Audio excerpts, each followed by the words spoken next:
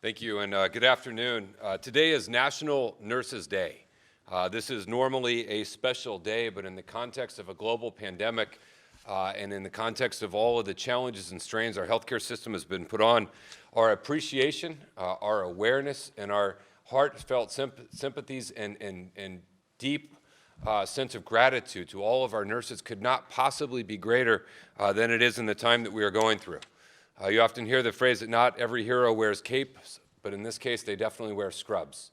And so to each and every one of our nurses who's out there, whether you're in a hospital, an emergency room, whether you're at the convention center, at a skilled nursing facility, to each and every single nurse who's out there on this National Nurses Day, know that you have our eternal gratitude and thanks, and the actions that we are taking are designed to try and make your job a little bit easier and ensure that you have the ability to provide care and loving support and aid to every patient who comes your way.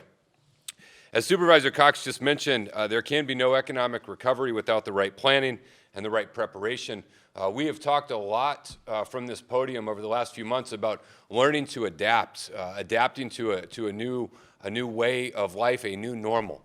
That really being the month of April being a month of action, the month of May being a month of adapting to how we go about containing coronavirus and how our individual actions continue to be resolved and focused around slowing the spread. Things like face coverings, physical distancing, hand washing. But as we begin to continue the conversation and look for additional guidance from the state on what additional businesses can open, we want to continue to provide guidance to our businesses about the types of things that they will need to do in order to ensure that continued mindset of adaptation and the continued actions around containment are put in place.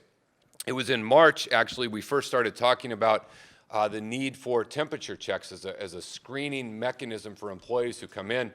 We reiterated this considerably last month. We have socialized it and included it in our safety plan that's coming out. The reality is the only way we can come out of this and not see massive significant spikes is by changing our individual behavior and having ready surveillance in place to identify any individual out there with symptoms as best we can. Temperature checks are going to be a core part of this. And so the ability for businesses to do temperature checks for their employees when they come to work, any employee who's 100 degrees or more being not only sent home, but having a test ordered for them, they can rapidly get tested and work into our T3 system is going to be a critically important part of what we do. We know that thermometers can be difficult to obtain, and so it's why we have continued over the course of the past 2 months to talk about this piece of planning that needs to happen.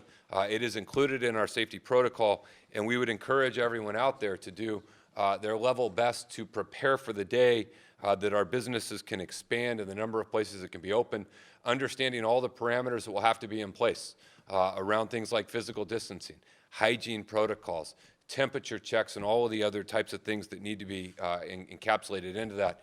Here at the County Emergency Operations Center, we go through the temperature check process every morning when you come into work. It is quick, it is seamless once you get it up and running, and so we encourage everyone out there, every business owner out there, to download the safety protocol that Supervisor Cox referenced, and whether you are open today or not, begin to think and plan for when that day will come. We often await guidance from the state, and when we get guidance from the state that we can move into a new stage or make a new series of entities available, provided we've met the outlined parameters, we want to be able to do that rapidly, and we want you to be able to open, if you are in that category of employers, as rapidly as possible. Some of that is what we're waiting on from the state, and some of it is your preparation in anticipation of that date, and so we encourage you to continue to prepare and be ready to go. No significant update on homeless reports from the convention center in terms of testing. I did want to give an overall of the total homeless population out of the entirety of San Diego County. We have now reported 36 total positives out of all of the positive cases for the entire county. The number from the convention center remains unchanged at 3. We've had 12 hospitalizations cumulative and 0 deaths reported.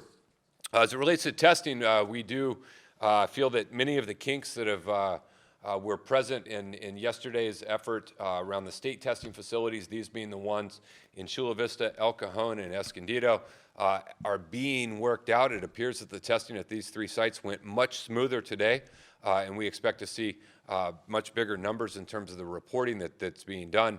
And so we give our appreciation and thanks to all of those who are involved in working out the system. I would also note that San Diegans are utilizing the website and the phone number to make reservations. Every reservation at all 3 sites for the rest of the week has been taken. The appointments for next week have not yet opened, and so if you go to the website right now, you may not see any available appointments because they've all been taken for this week. Continue to check back when they unlock and release the times for next week. You will be able to get in the queue in order to sign up for that. To reiterate the overall approach to testing for individuals who are out there, we talk a lot about testing in our public health lab, our health system partners, our partnership with the state commercial labs. But I think it's important to reiterate to individual San Diegans the best way to go about getting tested. The single best option in order to get tested remains contacting your healthcare provider. Whoever you get your healthcare from, call them, talk to them about testing. They can schedule it for you. Our healthcare providers do a significant number of the regional testing, and they have the systems and protocols in place in order to do that.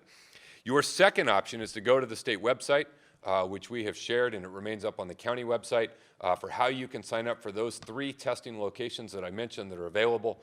That would be the second best thing, secondary to your healthcare provider if you don't have one. And then your third option is to contact 211.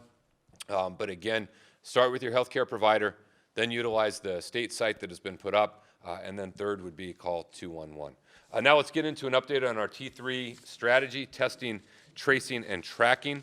Today we're reporting 2,260 tests reported, 65,737 total tests reported to us cumulative to date. We have 161 case investigators and contact tracers on hand, and we continue a very aggressive action to see this number increase and to get more trained, staffed, hired, and ready to go. 5,224 tests performed. We're up to 195 individuals who are presently utilizing our public health motel rooms in isolation. We will continue to make these available for the duration of our coronavirus experience, and 579 cumulative individuals have received care and help in our public health motel rooms. Today we're reporting 159 new positive cases. This is out of the testing I just reported of 2,260. This represents 7%, little higher than our rolling average.